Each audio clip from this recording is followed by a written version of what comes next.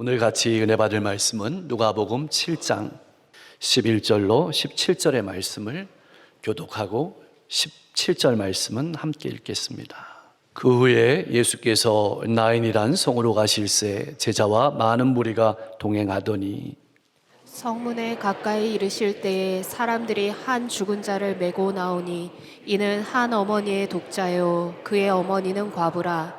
그 성에 많은 사람도 그와 함께 나오거늘 주께서 과부를 보시고 불쌍히 여기사 울지 말라 하시고 가까이 가서 그 관에 손을 대시니 맨 자들이 서는지라. 예수께서 이르시되 청년아 내가 네게 말하노니 일어나라 하시매 죽었던 자가 일어나 앉고 말도 하거늘 예수께서 그를 어머니에게 주시니 모든 사람이 두려워하며 하나님께 영광을 돌려 이르되 큰 선지자가 우리 가운데 일어나셨다 하고 또 하나님께서 자기 백성을 돌보셨다 하더라. 17절 예수께 대한 이 소문이 온 유대와 사방에 두루 퍼지니라. 아멘. 병들어서 죽게 된 로마 군대 백부장의 종을 살리신 예수님께서는 곧바로 가버나움을 떠나서 100여리 정도 떨어진 나인이란 성으로 발걸음을 옮기십니다. 굳이 힘들게 외딴 곳으로 하룻길을 달려가야 될 이유가 있었을까요? 예수님께서는 제자들과 호기심을 가지고 따라오는 많은 사람들에게 무엇을 보여주고 싶으셨을까요? 무엇을 느끼게 하고 싶으셨을까요? 무엇을 가르치고 싶으셨을까요? 무엇을 그 가슴에다가 새겨주고 싶으신 것일까요? 그렇게 피곤한 몸을 이끌고 나인이라는 성문으로 들어갈 때 한 죽은 자를 메고 나오는 장례 행렬을 만나게 되었습니다. 유대의 관습에서는 시체를 성 안에 매장하지 못하기 때문에 성읍 밖에 매장해야 했으므로 장례 행렬은 성읍 밖으로 나가고 있었습니다. 죽은 사람은 청년이었고 어머니의 하나밖에 없는 유일한 아들이었습니다. 더군다나 그녀는 이미 남편을 잃은 과부였고 이제는 유일한 가족이었던 아들마저 잃고 말았습니다. 인생의 가장 큰 슬픔을 겪는 사람을 성경은 독자를 잃은 어머니라고 여러 곳에서 말하고 있습니다. 세상에서 이 여인보다 더한 슬픔이 또 어디에 있을까요? 죽음의 고통에 잠긴 채 관만을 뚫어져라 쳐다보는 불쌍한 여인은 친구들과 함께 무덤을 향해서 내려가고 있었습니다. 많은 사람이 함께 했지만 하나밖에 없는 아들의 죽음은 어머니에게 고통과 외로움을 더하기만 했습니다. 그나마 오늘 함께 조문 온 사람들도 마저 집으로 돌아가고 나면 이 여인은 홀로 슬픔과 외로움을 마주해야 할 것입니다. 고통과 슬픔은 오로지 이 여인의 몫이었습니다. 그 어느 누구도 그녀의 고통과 슬픔을 해결해 주지 못할 것이기 때문입니다. 그러기에 이 여인은 울퉁불퉁한 길을 생명을 가지고 올라오시는 예수님에게 관심을 가질 생각이 전혀 없었습니다. 누군들 관심을 가졌겠습니까? 그러나 우리 예수님께서는 하나밖에 없는 자식을 잃고 그 싸늘한 시신을 따라 걸어가는 외로운 과부의 슬픔을 보고 계셨습니다. 예수님께서는 더 깊은 인생의 눈길로 이 세상 그 어느 누구도 보지 못하는 그녀의 고통을 아셨습니다. 하나밖에 없는 아들을 잃은 어머니의 마음을 같이 느끼며 그녀의 슬픔을 함께 하셨습니다. 예수님께서는 슬퍼하는 그녀와 함께 울고 계셨습니다. 로마서 12장 15절 말씀은 그리스도인을 이렇게 정의했습니다. 즐거워하는 자들과 함께 즐거워하고 우는 자들과 함께 우는 사람. 왜 우리가 위로하는 그리스도인으로 힘있게 살아가지 못하는 것일까요? 내 눈으로 상대방을 바라보기 때문입니다. 예수님께서는 자신의 시선이 아니라 만나는 사람들의 아픔에서 그들을 바라보셨습니다. 사랑하는 성도 여러분, 고통을 당하고 있습니까?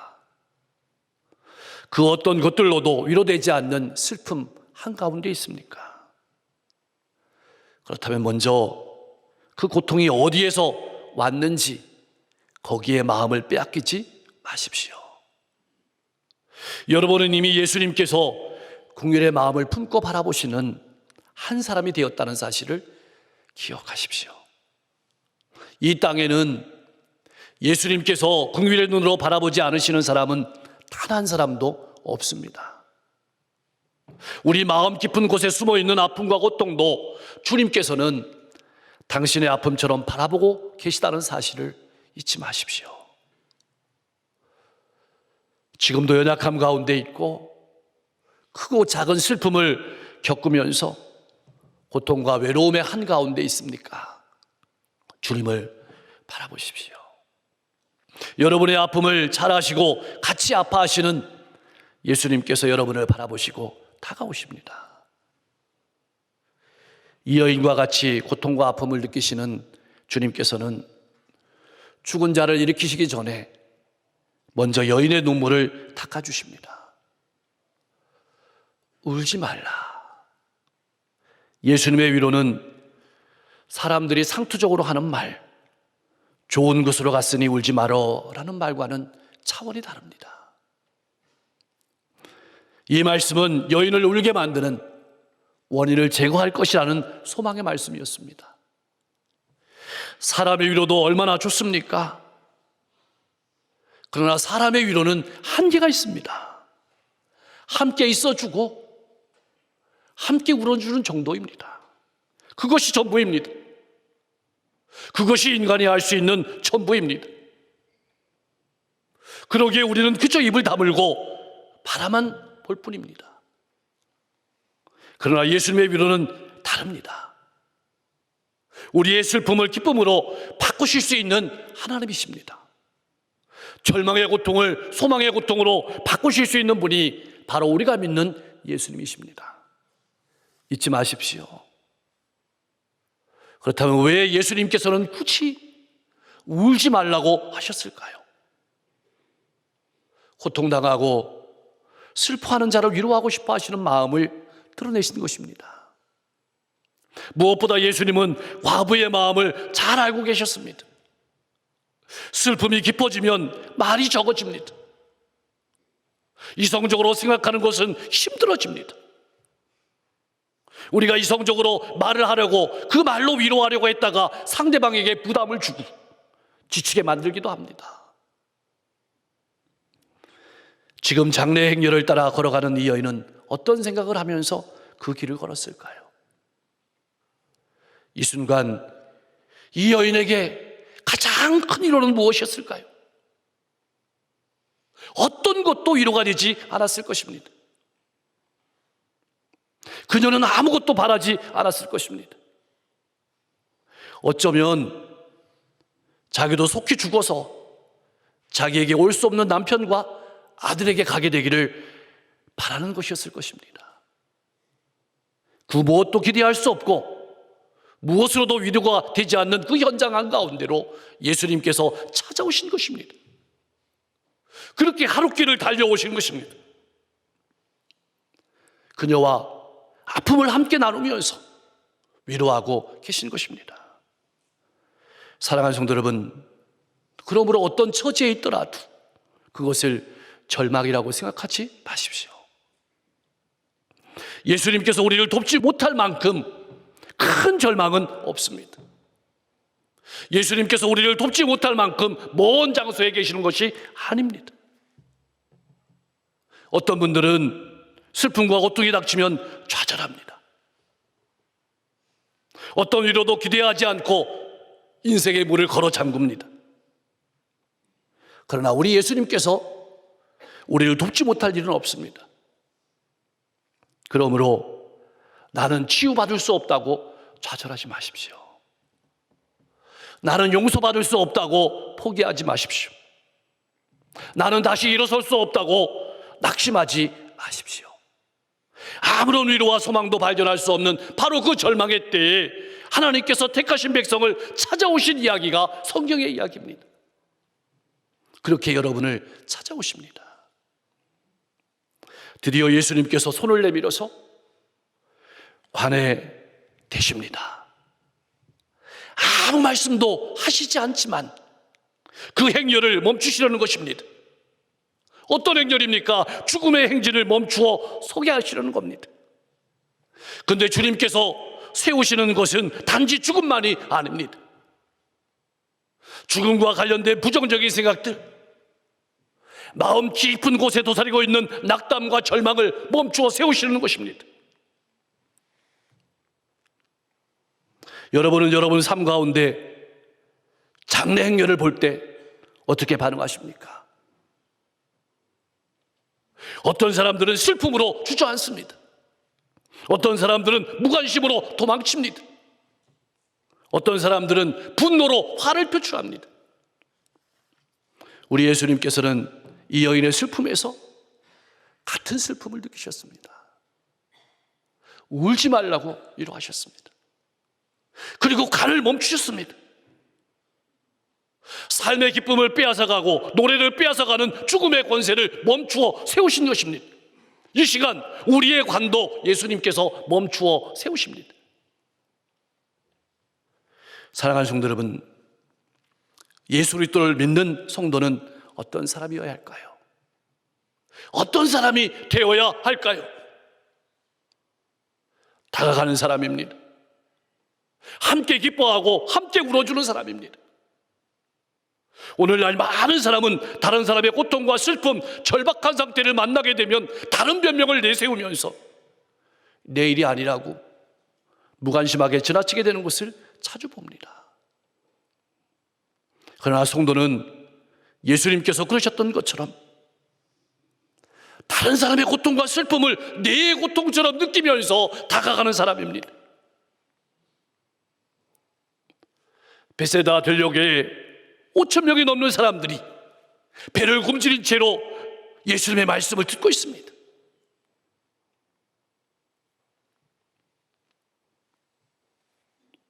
예수님께서는 말씀도 주셨지만 육신의 굶주림으로 고통하고 있는 영혼들을 바라보시면서 제자들에게 말씀하시는 것입니다. 너희가 먹을 것을 주라. 예수 그리스도를 믿는 성도들이 모인 교회는 어떤 곳이어야 할까요? 다가가고 삶의 기쁨을 빼앗는 장래 행렬을 멈추게 하고 함께 울고 함께 웃는 생명을 나누어 주는 것입니다. 그리고 우리의 물질을 나누어 주는 것입니다. 그것이 우리가 해야 될 일임을 잊지 마십시오. 장래 행렬을 멈추신 예수님께서 드디어 말씀하십니다. 청년아, 내가 내게 말하노니 일어나라. 이 말씀은 죽은 자를 살리는 생명의 말씀이었습니다. 요한복음 5장 28절 말씀에서 예수님은 분명하게 이렇게 말씀하셨습니다. 이를 놀랍게 여기지 말라. 무덤 속에 있는 자가 다 그의 음성을 들을 때가 오나니. 잊지 마십시오. 그때에는 죽은 자들이 다시 신체와 결합되고 보좌 앞에 서게 될 것입니다.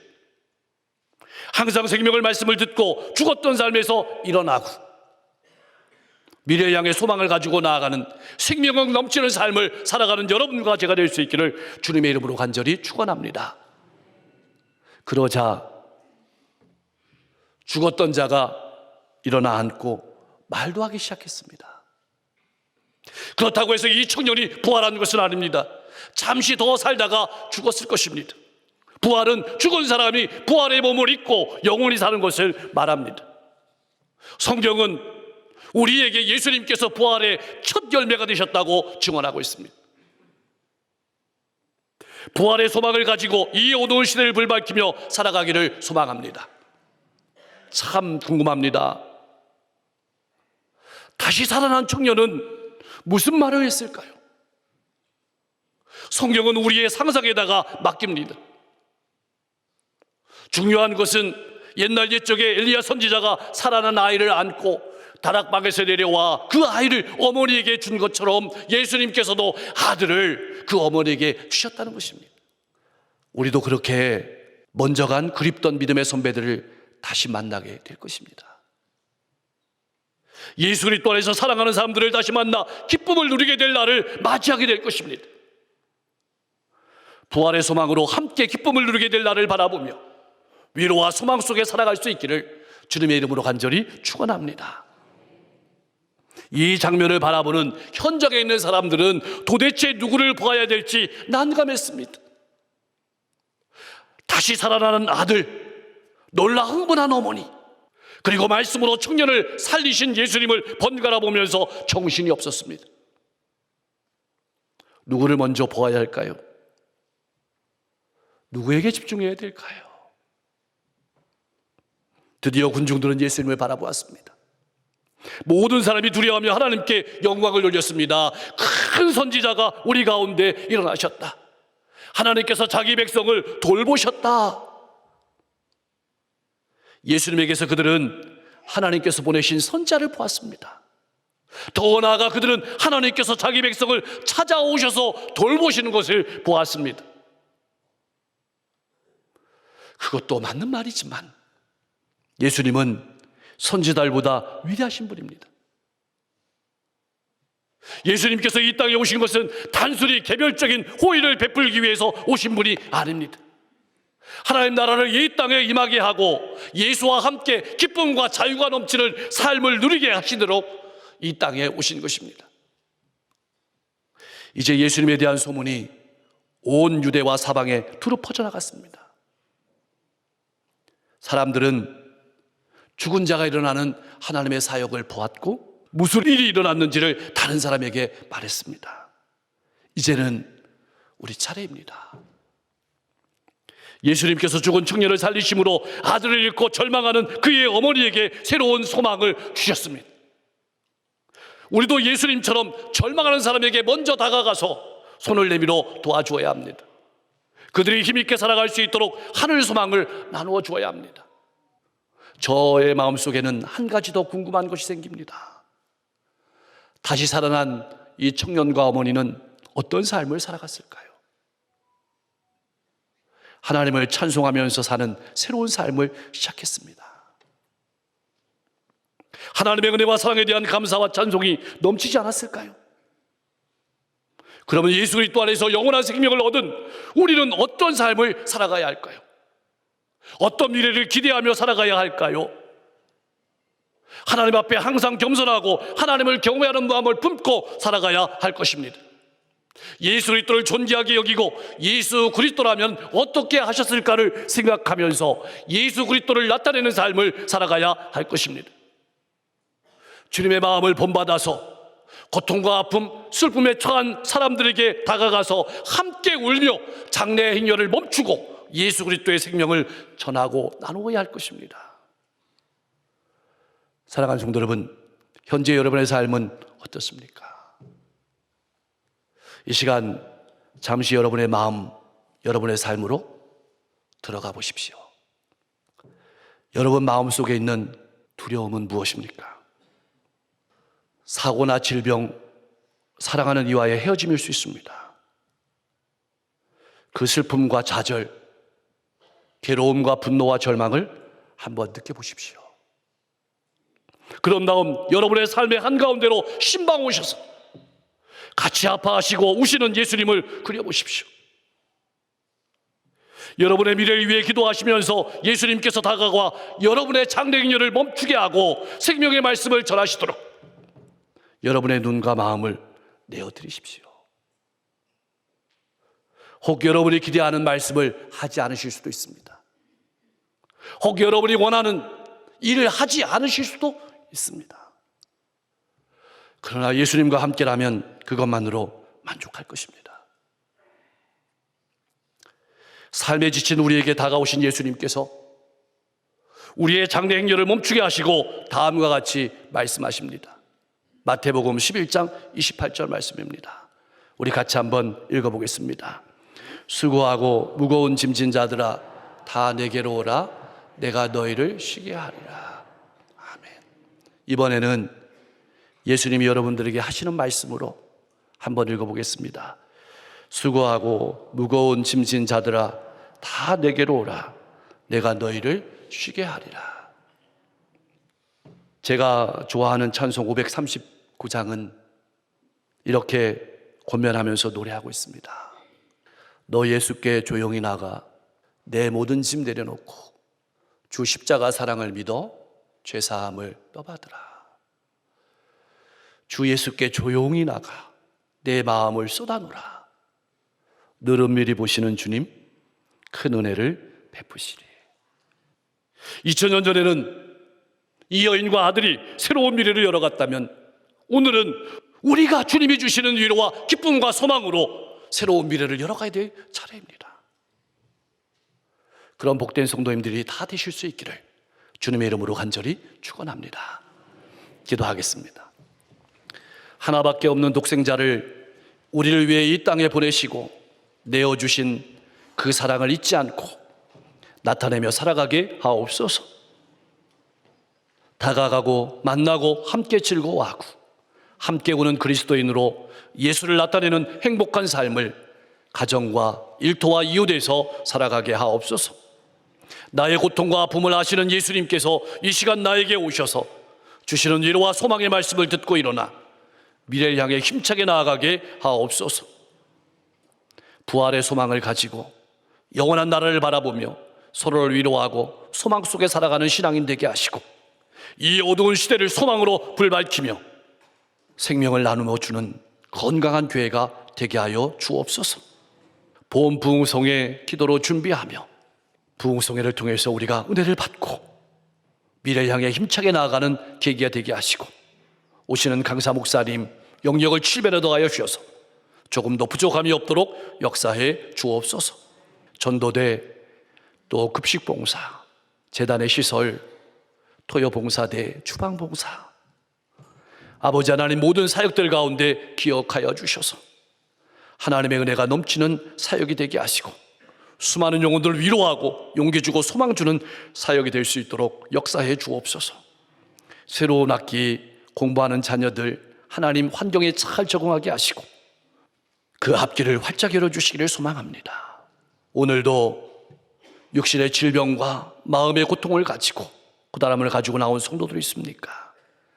그 고통의 자리 가운데 외로움의 자리 가운데 고단한 자리 가운데 하나님 친히 신방하셔서 만지시고 고치시고 세워 주옵소서. 민족이 어려움 가운데 있습니다. 환난 가운데 있습니다. 세계 곳곳에 전쟁이 있고 기근이 있고 재해가 있습니다. 하나님이 이 민족의 앞길을 열어주실 때 이 민족의 6만 교회가 자로나 우러나 흔들리지 아니하고 복음의 통로가 되어서 든든히 설 수 있도록 인도해 주시고 전쟁이 그치고 평화가 찾아오고 어려움과 아픔 가운데서 회복되게 하옵소서. 오늘도 하나님 아버지의 간절한 마음을 가지고 복음을 들고 나가는 선교사님들의 발걸음을 통해서 수많은 영혼들이 주님께 돌아올 수 있도록 역사해 주시옵소서. 예수 그리스도의 이름으로 간절히 기도하옵나이다.